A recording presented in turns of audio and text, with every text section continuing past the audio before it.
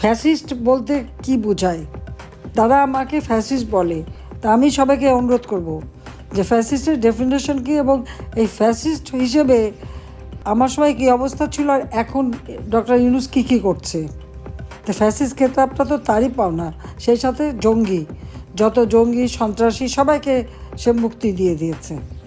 হলি আর্টিজেনে যারা সেখানে সন্ত্রাসী জঙ্গি কাজ করলো সেটাকে আমরা দমন করলাম এবং তাদের খুঁজে বের করে সাজা দিলাম, তারা মুক্ত। সেখানে যে 29 জন মানুষ মারা গেল, এটার কি জবাব দেবে সে? বিডিআরে বিদ্রোহ, গ্রেপ্তার করা হলো, মামলা দেওয়া হলো, বিচার করা হয়েছে, কিন্তু যারা আমাদের সেনাবাহিনীর সদস্যদেরকে বিডিআরে হত্যা করলো তাদের সবাইকে মুক্তি দিয়ে দেওয়া হয়েছে।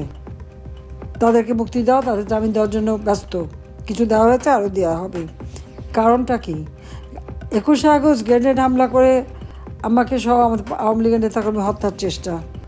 হ্যাঁ, বেঁচে গিয়েছি আমি, কিন্তু আমার তো ওখানে 22 জন নেতাকর্মী আইভি রহমান সহ মারা গেছে, প্রায় 700-800 নেতাকর্মী আহত, এখনও অনেকের শরীরে স্প্লিন্টার।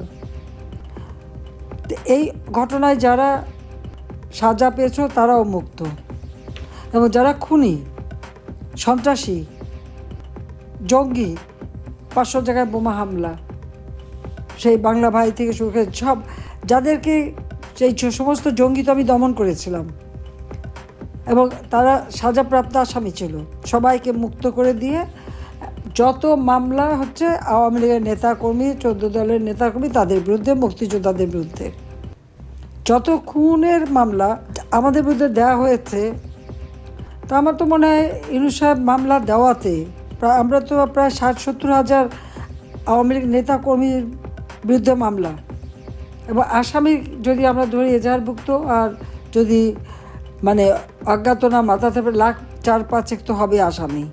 তো এটা আবার অবশ্যই ইউনূস সাহেব একটা রেকর্ড করে ফেলেছে আমার মনে হয়। জানি না এর জন্য আবার নতুন কোনো পুরস্কার পাবে কিনা। এই জঙ্গি, খুনি, সন্ত্রাসী, দুর্নীতিবাজ এদেরকে মানে ছেড়ে দেওয়া আর একটা দলের নেতাকর্মীকে দিয়ে সব জেলখানা ভরে ফেলা, এটাই তার কাজ, এটাই সে করে যাচ্ছে।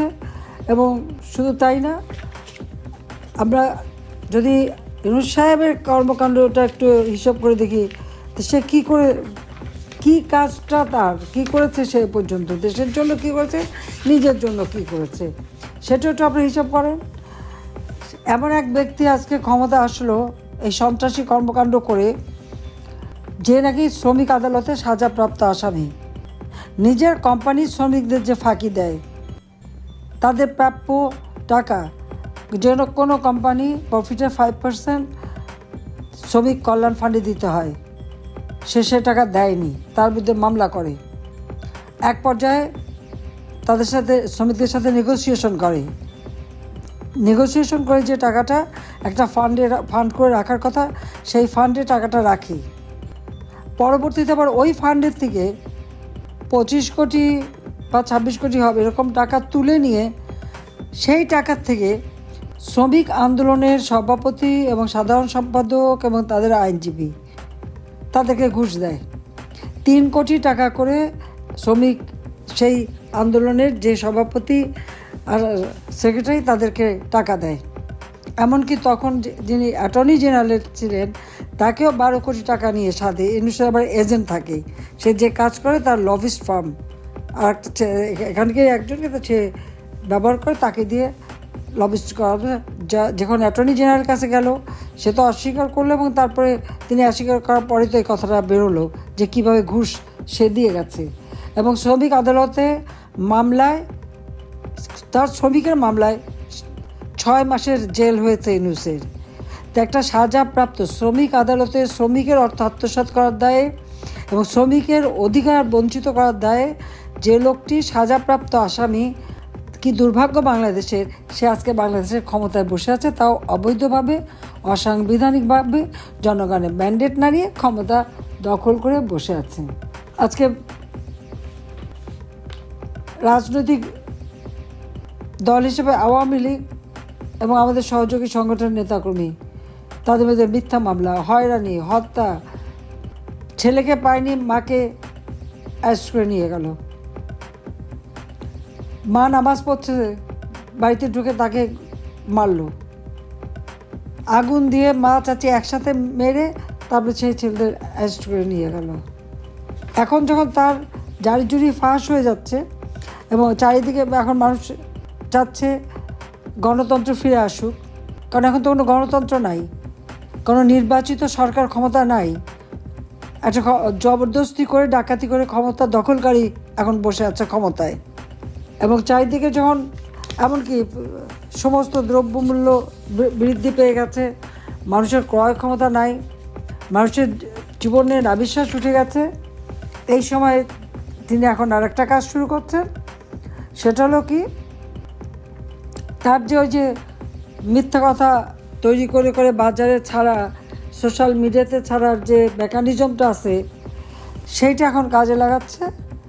এখন বসে বসে ওই অবৈধ ক্ষমতা দখলকারী সে যেটা কাজ করবে সেটা হলো ইউনূসকে আরও ক্ষমতায় দেখতে চাই, নির্বাচন না ইউনূসের ক্ষমতা। এখন যখন নির্বাচনের দাবি তুলছে, যদিও আমি পদত্যাগ করি নাই, আমি এখনও সংবিধান মোতাবেক ক্ষমতায় রয়েছি, সেখানে জোর করে সরানো হয়েছে। তো সেখানে এখন তার প্রচেষ্টা যে এমনভাবে সে একটা জনমত সৃষ্টি করবে যার মাধ্যমে তারা প্রচার করবে যে না, আমরা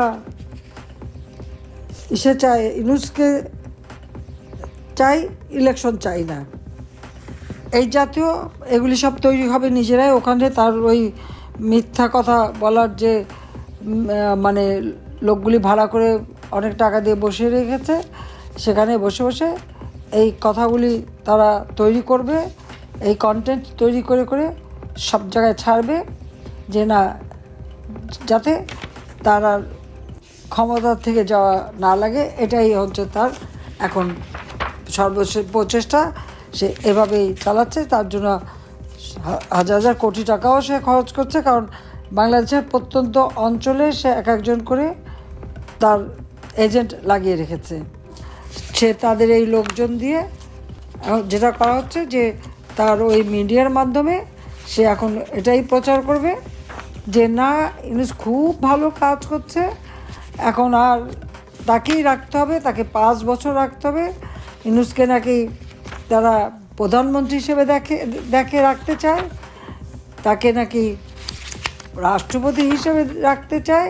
এই ধরনের নানা প্রচারণা চালানোর জন্য সে নিজেই মিটিং করে একটা এই ধরনের একটা বুদ্ধি পরামর্শ দিয়ে তার লোকদের ছেড়ে দিয়েছে যে তাদেরকে দিয়ে এখন এই ধরনের প্রচার আপনারা 2-4 দিনের মধ্যেই দেখতে পারবেন যে এই প্রচার শুরু হয়ে গেছে যে না, এখন ইউনূস থাকবে, ইউনূস না থাকলে নাকি কিছুই হবে না, দেশ নাকি একটা উন্নতি হবে না। কি উন্নতি করেছে? আমি দারিদ্র্যের হার 41 ভাগ যেটা 2006 ছিল সেটা কমিয়ে 18 ভাগে নামিয়ে এনেছিলাম। হত দরিদ্র যেটা 25 ভাগ ছিল তা আমি মাত্র 5 ভাগে নামিয়ে এনেছিলাম। এবং আমার একটা লক্ষ্যই ছিল, মুজিব বর্ষ উপলক্ষে, জাতির পিতার জন্মশতবার্ষিকী আমরা যখন উদযাপন করি সেই উপলক্ষে আমাদের লক্ষ্য ছিল বাংলাদেশে একটি মানুষও গৃহহীন থাকবে না, ভূমিহীন থাকবে না। 2 কাঠা করে জমি এবং একটি সেমি পাকা ঘর আমরা করে দেব। উপকূলীয় অঞ্চলে যেটা ঝড় ক্ষতি করতে না পারে সেই সাইক্লোন রেজিস্ট্যান্স ঘর, আর নদীর পাড়ে যেখানে করেছি সেখানে বন্যা যেন ক্ষতিগ্রস্ত না হতে পারে সেই ধরনের ঘর করে দেওয়া, যে নদী ভাঙন বা বন্যা দেখলে ঘরগুলি তাড়াতাড়ি যেন গুছিয়ে নিয়ে সরিয়ে ফেলতে পারে, সেইভাবে আমরা করে দিয়েছি। আর মাত্র বোধহয় 1020 ঘর করলেই বাংলাদেশের প্রত্যেকটা জেলা, উপজেলা, ইউনিয়ন প্রতিটি গৃহহীন ভূমিহীন মানুষ ঘর পেত। দুর্ভাগ্য যে এখন দেখলাম অনেকগুলি ঘর সেগুলি লোকজন বের করে দিয়ে সেগুলিও দখল করে রেখে দিয়েছে। কাজে এই অবৈধভাবে ক্ষমতা দখলকারী, মানবতা বিরোধী ফ্যাসিস্ট ইউনূস জঙ্গিদের সহায়তায় আজীবন যেন ক্ষমতায় থাকতে পারে সেই ষড়যন্ত্র করে বেড়াচ্ছে। ইতিমধ্যে আপনারা দেখেছেন তার এক সমন্বয়ক কি সার্জিস বলছে, আমি কোট করছি, যে ইউনূস 5 বছর ক্ষমতায় থাকবে, প্রধানমন্ত্রী হবে, আনকোড। তা এবার এটি আমি যেটা বললাম তার কিছুটা নমুনা আপনারা পাচ্ছেন। তারা এভাবেই করবে। আর যে নতুন একটা দল তৈরি করেছে এই কচিকাঁচার আসর দিয়ে, যত সন্ত্রাসীদের দিয়ে, কি এনসিপি বোধহয় নাম, সেই দলে এখন ইউনূস নিজেও সেখানে তার অভিভাবক হিসেবে থাকবে, কারণ এই দল অভিভাবক হিসেবে পরিচালনা করবে নতুন রাজনৈতিক দল। এবং কারণ ইউনূস তো দায় মুক্তি দিয়ে দিয়েছে এদেরকে, যত অপরাধীদের। কাজে খুনি, মেট্রো রেল ভাঙা, পুলিশ হত্যাকারী আজীবন ক্ষমতায় থাকার একটা চক্রান্তে লিপ্ত। সেই জন্য আওয়ামী লীগ ধ্বংস করতে হবে, সংবিধান তারা নাকি পড়াবে, দেশের নাম পাল্টাবে। ওটা কোন ধরনের কথা? একটা কথা ভুলে যায় কেন, যে জাতির পিতা বঙ্গবন্ধু শেখ মুজিবুর রহমানের নেতৃত্বে এদেশ স্বাধীন হয়েছে। বাংলাদেশ নামটাও বঙ্গবন্ধু শেখ মুজিবের দেওয়া। আজকে সব জায়গা থেকে তার নাম মুছে ফেলা হচ্ছে। যিনি স্বাধীনতার ঘোষণা দিলেন তার নাম নাই। তাহলে ইয়াহিয়া খানের 26শে মার্চের যে বক্তৃতা, সে বক্তৃতা শুনুক, কাকে দোষী করেছে? বঙ্গবন্ধু শেখ মুজিবকে। আর সেই ঘোষণা দেওয়ার একমাত্র ম্যান্ডেট তারই ছিল যে 70-এর নির্বাচনে আওয়ামী লীগ জয়লাভ করেছিল। কারণ এই নাম মুছে ফেলবে। কাজে এর হাত থেকে দেশকে রক্ষা করবার জন্য যার যেখানে যাটুকু আছে, যা করা দরকার সেটা করতে হবে, জনমত সৃষ্টি করতে হবে। ইনশাল্লাহ এই বাংলাদেশ আবার গণতন্ত্র প্রতিষ্ঠিত হবে। মানুষের জীবন আমি শান্তি নিরাপত্তা নিশ্চিত করব, নিরাপত্তা দেব। মেয়েরা স্লোগান দিয়েছিল আমার পদত্যাগের, আর আমি তাদেরকে দিতাম নিরাপত্তা। এখন তারা ঘর থেকে বেরোতে পারে না।